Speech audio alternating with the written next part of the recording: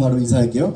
하나님은 여러분을 향한 전도사님을 향한 놀라운 계획을 가지고 계십니다. 아멘. 감사합니다. 네.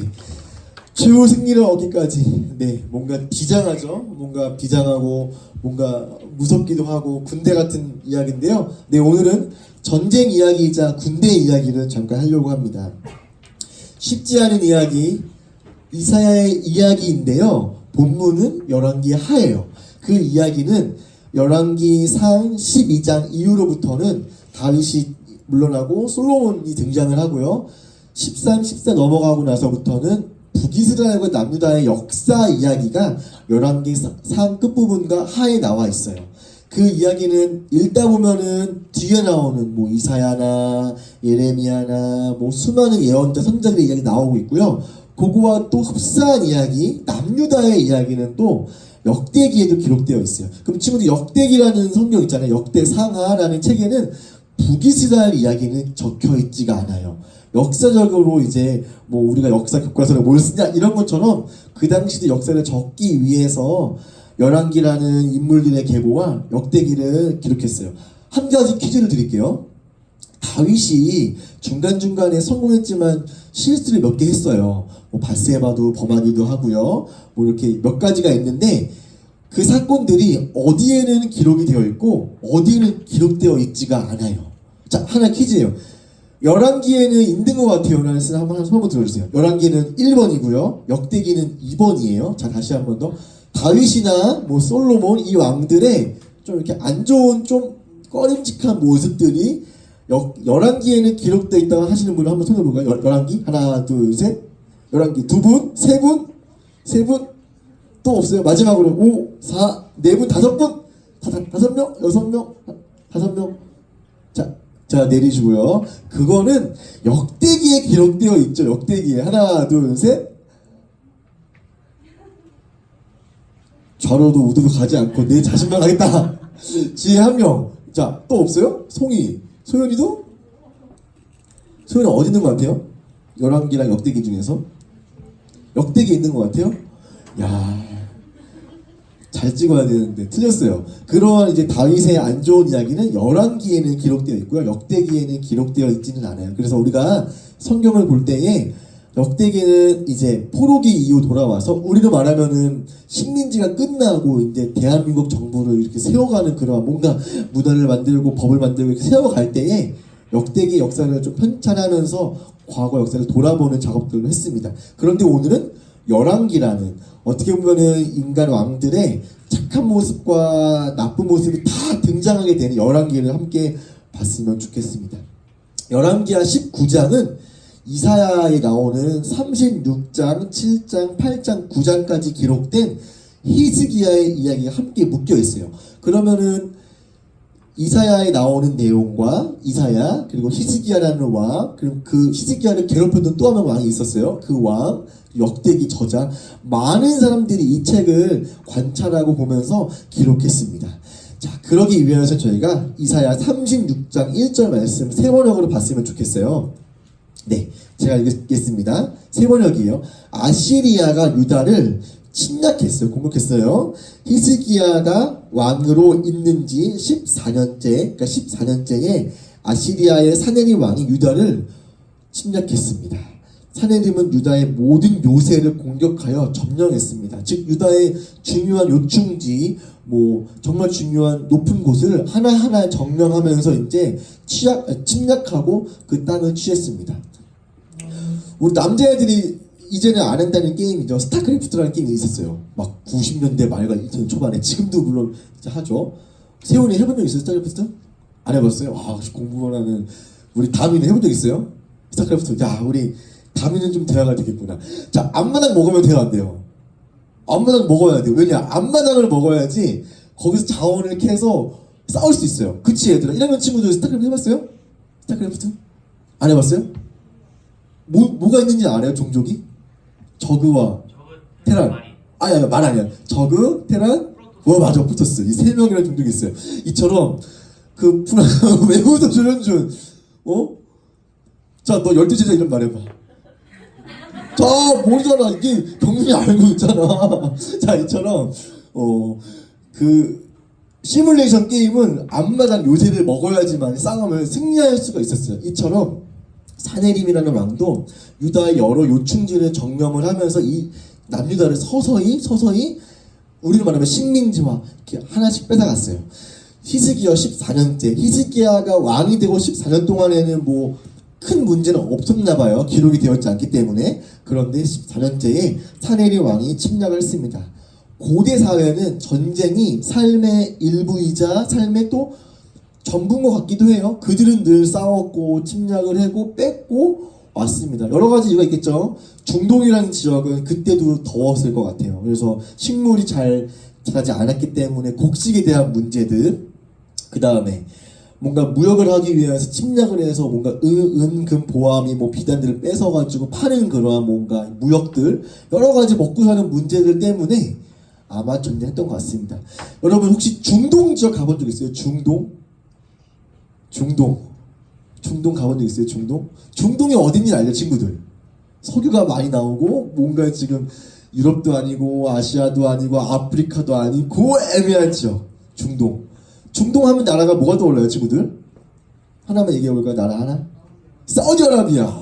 사우디아라비아. 네. 또 하나. 사우디 말고.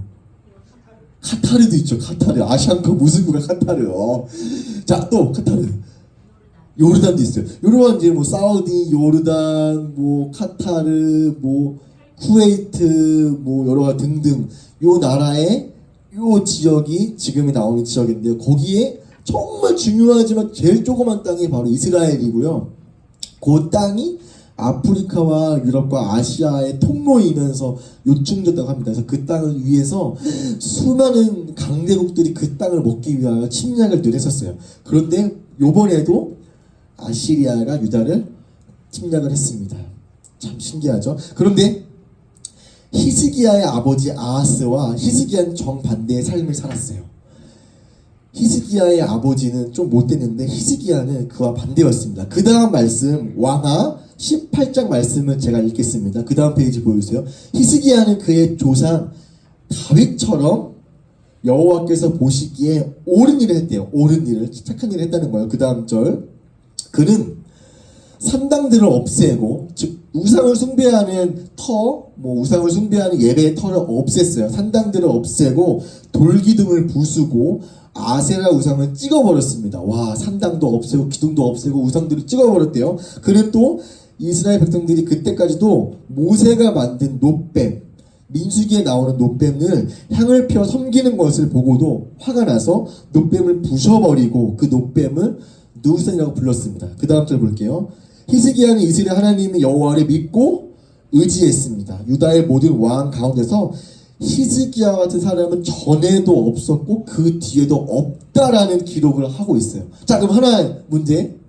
히스기야 왕에 대해서 기록을 하는데 전에도 없었고 후에도 없었다. 그럼 이거는 쓰여진 게 언제일까요? 히스기야가 있을 때 쓰여졌다면은 예언한 거예요? 앞으로 절대 이런 왕이 안 일어날 거야. 1번. 2번은 조금 나중에 후대에 뭔가 기록을 하면서 히스기야를 보니까 히스기야 말고는 다윗 빼고는 그 유다 왕 중에서는 이게 없었구나가 2번일까요, 친구들? 2번이겠죠. 그러니까 성경은 이처럼 하나님의 은혜가 있고 예언이 존재하지만 중간중간에 보면은 이거는 중간에 들어간 건가? 라는 것들이 많아요. 근데 이러한 의심과 궁금증 나쁜 게 절대 아니고요. 보고 관찰하고 보면서 충분히 우리가 찾을 수가 있는 구절들이 많이 있습니다. 이처럼 히스기야는 전에도 없었고 앞으로도 없을 위대하고 뛰어난 왕이었습니다. 왜냐하면 히스기야는 하나님께서 이 땅을 통치하시는 분이고 어제와 오늘 내일도 우리의 삶을 이끌어가시는 분이 사실을 믿고 의지했어요. 왜냐하면은 다윗이 그랬고요. 다윗 왕처럼 그를 따라가고자 열심히 노력하였습니다. 그런데 친구들 아시겠지만 하나님 이 땅을 통치하고 있는데요. 그 반대편에서는 악한 세력 또한 이 땅을 쿡쿡 찌르고 우리의 마음을 쪼개고 유혹하면서 통치하고 있습니다. 사단은 제한된 힘을 가지고 있는데 그 힘을 사용을 하고 에덴 동산 아담과 하와의 범죄 이후에 죄라는 것들을 이용하면서 우리를 무시하고 또한 공격하고 있습니다. 그렇기 때문에 우리는 어떻게 하면 그 죄와의 싸움에서 승리할지를 늘 고민을 해야 되는 것 같아요. 조금 빠른 눈치가 빠른 친구들은 그래서 히스기야랑 이사야랑 같이 기도해서 이겼구나 이렇게 느낄 수가 있을 것 같아요. 네, 맞아요. 정답인데 그 정답을 알기 위해서 우리가 더 말씀을 봤으면 좋겠습니다. 지난주에 명절이었어요. 명절에 친구들 열심히 공부했나요? 우리 현준이 뭐였어요? 그냥 있었어요. 가만히 있었어요. 그냥 가만히. 전사님이 영화를 봤어요. 영화 한 편 봤어요. 어떤 영화 봤는지 알아요? 극한 직업은 안 봤어요. 네. 극한 직업을 보러 간 건 아니고 전사님 혼자 월요일 화요일 날 이제 가족끼리 시간을 보내고 수요일 날 영화를 보러 가겠다 하고 영화관에 가서 사실 미리 그 영화를 보러 가려고 이제 계획을 했는데 뭔가 그 영화관의 분위기 다들 극한 직업 보나? 뺑반을 보나? 뭘 보나? 궁금해서 가서 봤는데 정말 100명 중에 98명이 그 영화 본 것 같아요. 극한 직업을. 그래서 극한 직업을 보지 않고 그 영화 봤어요. 가버나움 봤어요. 가버나움이라는 영화를. 가버나움이라는 가버나움이라는 지역은 저희 사람들 뒤늦게 다시 봤는데요. 세리 마테와 오병이어의 기적이 있었던 그 주변 지역이라고 하더라고요. 가버나움이 지금 되게 난민들에게 의해서 되게 애매한 지역이라고 합니다. 그런데 네, 이 주인공이 실제 배우는 아니고 실제 난민이었는데 캐스팅이 돼서 배우가 되었어요. 이 아이는 영화를 찍을 때까지 자기 나이가 몇 살인지 몰랐어요. 그래서 나이를 알기 위하여 의사에게 의존해서 영구치 이를 흔들리고 빼고 난 다음에 자란 그 상태를 보고 대충 유출을 하였고요. 이 아이의 상태를 보고 의사들이 이제 검진을 하면서 나이를 파악했던 그런 영화의 장면이 나오고 있습니다. 그런데 이 아이가 궁극적으로는 이 아이가 부모님 엄마와 아버지를 고소 고발해요. 이게 영화의 핵심 내용이고 그 고발을 하기 위하여 그 과정들 다시 백그라운드를 보여주는 것들이 이 영화의 주된 내용입니다. 이 영화는 아카데미에 이제 진출을 했고요. 이제 아카데미에서 어쩌면 상을 받을지도 몰라요. 아직 이제 뭐 진행이 되고 있기 때문에 네, 아카데미가 이제 진행이 되고 있는데 이 영화를 보면서 조연사님이 신기한 사실을 발견했어요. 첫 번째 사실은 카메라 각도가 그 현장에 있지 않게 하고 제3자의 위치에서 그들을 보게 해요. 그러니까는 너무 깊숙이 그것들에게 감정이입을 하지 않게 하기 위해서 멀리서 구도를 잡아가서 이렇게 멀리서 이 인물들을 보게 하고요. 또 하나의 조사님 봤던 하나의 장면은 거의 막판에 난민 수용소와 이제 감옥이라는 그 애매모호한 경계선에서 카톨릭 천주교가 와서 찬양을 막 하고 선교 활동을 하는 모습을 보는데 그 어느 누구도 그거 앞에서 이렇게 동요하지 않고 그냥 이렇게 넘어가는 모습을 보았어요. 그 이야기는 이들이 갖고 있는 고통과 아픔을 그 어느 누구가 가서 끌어안고 함께 밥을 먹다 해서 해결할 수가 없는 부분이었어요. 그들은 지금도 고통 가운데 있고 말할 수 없는 그런 아픔 가운데 있음을 보게 되었습니다. 왜 이 얘기를 했냐면요. 그들의 그 아픔과 상황이 남유다의 상황과 크게 다를 거 없었어요. 남유다, 히스기야 아무리 다윗을 따르고 훌륭한 왕이었지만 그 주변 강대국에 비하면은 정말 볼품없고 아무것도 아닌 나라예요. 인구도 조그마죠. 나라는 더 조그마죠.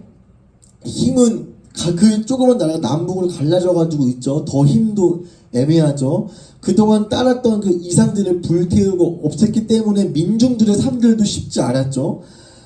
그 상황 가운데 히스기야가 끝까지 하나님을 의지하려고 노력하는 모습을 보고 있는데 문제는 사내일의 왕이 요새를 침략을 해서 서서히 남유다를 먹기 시작했어요. 이럴 때 과연 이들은 어떻게 했을까? 과연 어떻게 해야 할까를 히스기야는 고민하고 하나님께 간구했습니다. 그 간구의 구절이 열왕기하 19장 19절에 나와 있습니다. 그 다음 페이지 한번 보여주세요. 19장 19절입니다. 우리 하나님 여호와시여 우리를 저 왕의 손에서 구해달라고 간절하게 기도하고 있습니다. 그러면 온 땅의 나라들이 주만이 오직 한 분이신 하나님인 것을 안다라고 고백하는 모습이 나와 있습니다. 이렇게 히스기야는 온 땅의 나라가 오직 한 분 주님의 사실을 고백하고 기도하고 선포하고 있습니다. 히스기야는 기도하기 이전에 찬양하였고요. 그 다음에 유다가 직면한 문제를 냉철하게 발견하였고 기도했어요. 그 다음 마지막으로 주께 우리의 목숨을 간구하는 기도를 하였습니다. 우리라면은 찬양하지 않고 내 삶을 성찰하지 않고 바로 그냥 기도할 텐데 히스기야는 감사의 고백과 찬양을 드리고요. 그 다음에 냉철하게 유다의 잘못을 반성을 하고 나서 그 다음에 간구하는 모습을 볼 수가 있습니다. 여기서의 하나님의 존재, 하나님의 이름은 그 이방 왕들이 하나님의 이름을 짓밟고 무시하고 막 넘어뜨렸지만 히스기야는 그의 이름을 들어서 높이 사용하였습니다. 여러분 사실은 고대에는 이름이라는 힘이 있었어요. 이름엔 상징이 있었고 의미가 있습니다. 대표적으로 야곱에서 이스라엘을 넘어가는 그 계명 사건은 어마어마한 이름의 사건이자 상징하는 게 있어요. 물론 지금은 이제 우리가 그냥 이름에 대해서는 뭐 혹시라도 이름이 마음에 안 들면 계명하기도 하지만 그 당시에 고대의 완전 과거에는 이름이 너무 중요했습니다. 그런데 하나님이라는 그 이름이 땅에 떨어지고 무시를 당하는 사건들은 단순히 그냥 이 시대에 하나님이라는 또 교회라는 존재가 무시하는 그 이상으로 그 민족 전체가 흔들리고 어려운 상황이었습니다. 그 상황에서 히스기야는 그 이름을 지키기 위하여 기도하고 목숨을 걸었습니다. 함께 마지막으로 열왕기하 19장 34, 35절 말씀을 볼 텐데요. 이렇게 이야기하고 있습니다. 나를 위해 그리고 내 종 다윗을 위해 이 성을 지켜 구원해 주겠다라고 하나님 말씀하시고요. 그 다음에 가장 중요한 말씀이에요. 이거 함께 같이 읽어봤으면 좋겠네요. 시작. 그날 밤에 여호와의 천사가 아시리아의 진에 나아가서 아시리아군 18만 5천 명을 죽였습니다. 백성이 이튿날 아침 일찍 일어나 보니 그들은 모두 죽어 있었습니다. 친구들, 그날 밤에 무슨 일인지는 모르겠어요. 그날 밤에 여호와의 천사가 나와서 아시리아 군 18만 5천 명을 한 번에 쓸어버렸어요. 와, 경민아, 18만 5천 명 엄청 많은 숫자 아니에요? 그쵸? 우리가 아무리 큰 경기장에 가서 뭐 축구나 야구를 본다 그래도 10만이 넘지 않아요. 그런데 그 더블 되는 숫자 18만 5천 명이라는 숫자가 하룻밤 사이에 죽게 돼요. 혹시 이러한 비슷한 사건, 하룻밤 사이에 뭔가 죽는 사건 또 기억나요, 친구들? 구약 그 앞에 있는데, 앞에 혹시 기억나요, 친구들? 출애굽기에 나오는데 뭐라고? 조혜진 뭐라고? 방금 뭐랬어? 예진이가? 괜찮아, 말해봐. 혹시 기억나요, 친구들? 10개의 재앙 마지막 기억나요? 뭐였어요, 다마? 뭐라고? 누가 듣지, 누가? 모든 장자 다 죽었어요. 뭐 가축이든 노예든 왕이든 간에 장자들이 한꺼번에 죽었는데 죽지 않은 집이 있었죠. 예. 그 피를 발라가지고 문지방에 붙여가지고 문설주에 붙인 집들은 죽지 않았어요. 사실은 과학적으로는 말도 안 되고 어떻게 이런 가능하냐라는 것들이 있는데 하나님께서 그 이름이 무시당하고 짓밟히는 것에 대해서 분개하시고 그들을 한 번에 쓸어버렸습니다. 우리가 한눈에 18만 5천 명 눈에 안 들어올 수 있어요. 아마도 유다를 아까 정령했던 요새 곳곳에 있는 모든 아시리아의 군대를 한꺼번에 친 것 같아요. 그래서 18만 5천인 것 같습니다. 어쩌면은 이 사건은 아수르 아시리아에게는 너무나 수치일 것 같아요. 그래서 고대의 자료를 봤어요. 고대 문서를 봤는데 전쟁 기사에 이 내용이 적혀있지가 않아요. 유대 말고 아시리아에 적혀있지 않아요. 그 얘기는 수많은 전쟁의 이야기가 있지만 18만 5천 명이 죽었던 사건을 기록하지 않은 사건이 아마도 그 나라의 민족이 너무나 부끄러운 거기 때문에 싹 지운 것 같다라는 느낌이 들었습니다. 결론적으로는 하나님은 내 이름과 내 성품을 보시고 그들은 하나님에게 영광을 돌린 자들에게 하나님께서 베풀어 주시는 것을 볼 수가 있습니다. 우리는 다른 일을 쉽게 무시하고 쉽게 나의 만족과 유익을 위해 살아가는 것 같습니다. 하나님의 영광을 따라간다고 추구하지만 근본적으로 우리의 삶을 악하기 때문에 우리는 내 삶을 먼저 살아가는 것 같습니다. 2019년도 여러분 벌써 한 달이 지나고 2월 중순이 되었고 명절 끝났어요. 수련회 끝나면은 2월 중순이고 말이고 벌써 3월이 돼요. 뭐 한 게 뭐가 있을까? 와, 저희 사람들 겨울방학이 어떻게 하는지 잘 모르겠어요. 이처럼 우리의 삶은 정말로 너무 어이가 없게 시간이 가요. 흘러가고 우리는 11월, 12월에 입시를 하고 우리 2학년 친구들은 동일하게 3학년이 돼요. 이 일정 가운데에 우리의 삶은 그냥 강물 흐르듯이 흘러갈 거예요. 그런데 그 흘러가는 시간 가운데에 우리의 영광과 우리의 목적을 주신 분을 발견했으면 좋겠습니다. 여러분, 아까 기도했는데요. 이번 주 금요일, 토요일 수련회가 있어요. 수련회. 여러분 삶 가운데 얼마나 중요할지는 잘 모르겠어요. 학원도 가야 되고 공부도 해야 되고 맞아요. 네, 그런 거 못할 수는 없겠죠.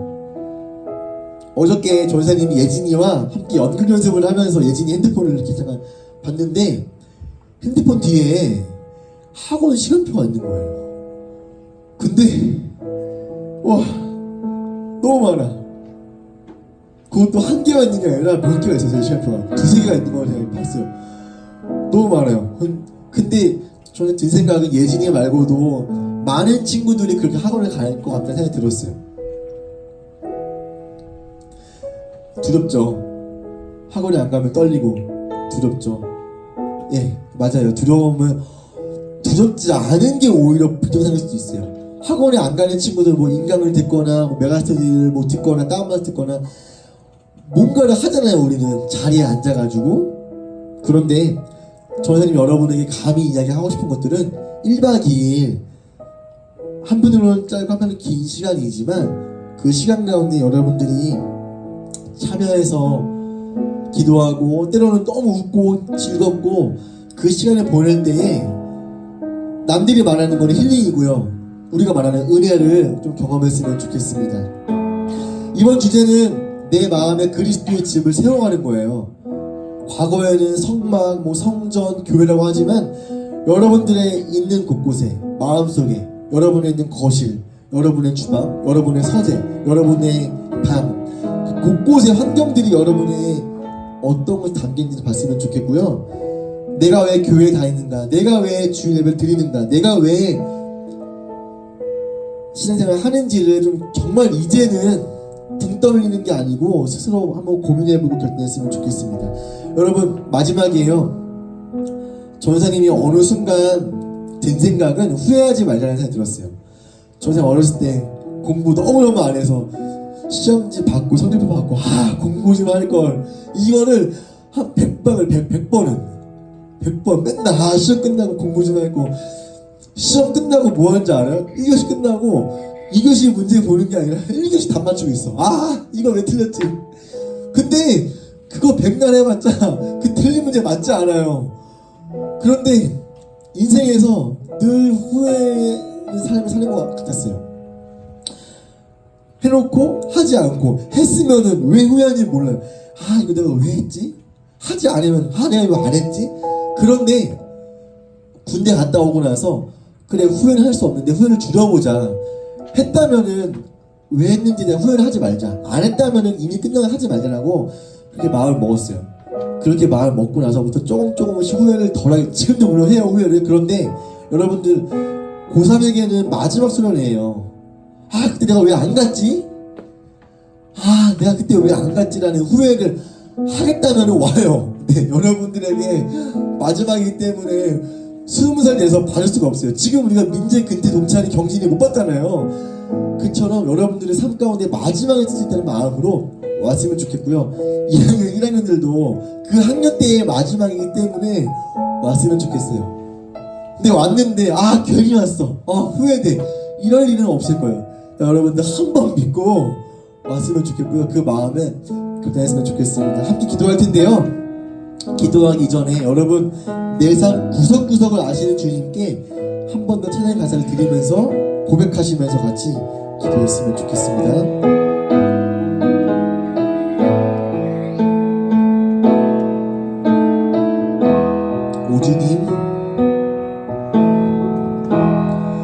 오 주님, 당신은 내 내 삶 구석구석까지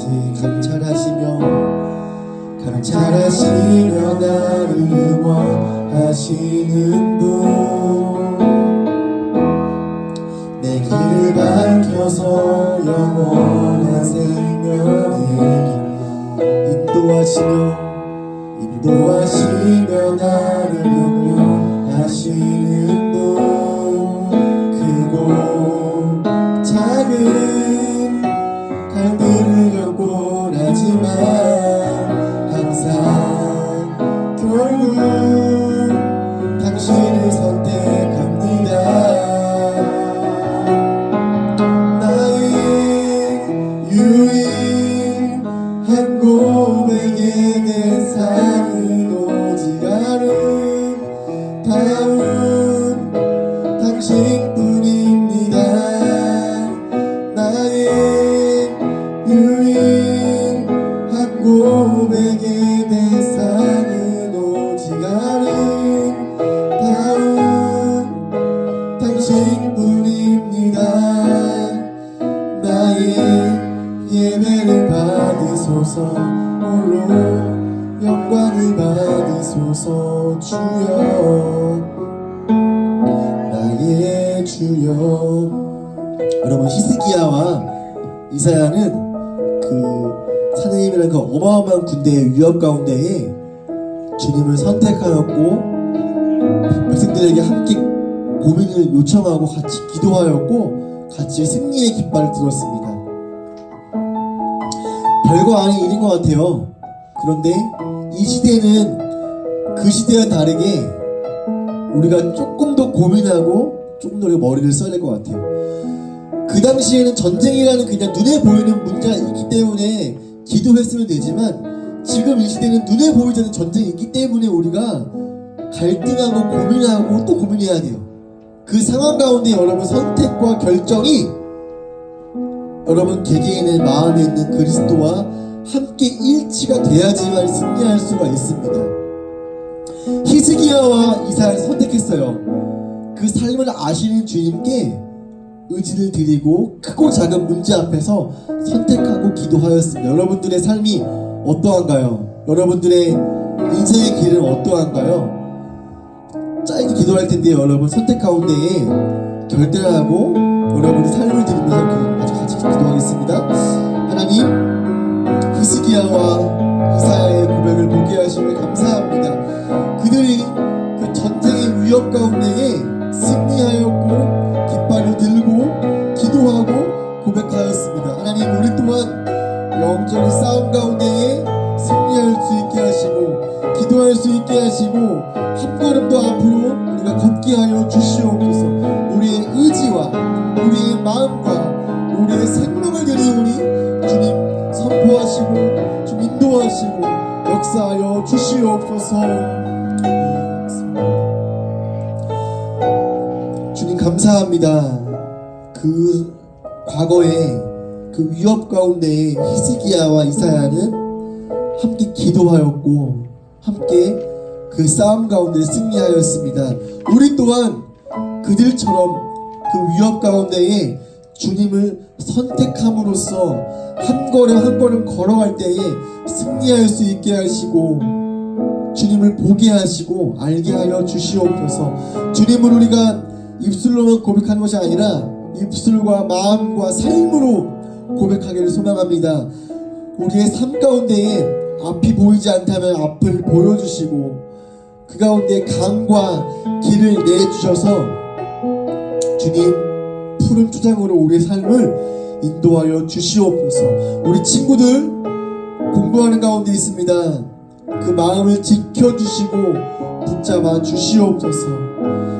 이사야와 같이 히스기야처럼 그 삶을 드리오니 주님 인도하여 주시옵소서. 그 주님을 신뢰합니다. 예수님의 이름으로 기도합니다.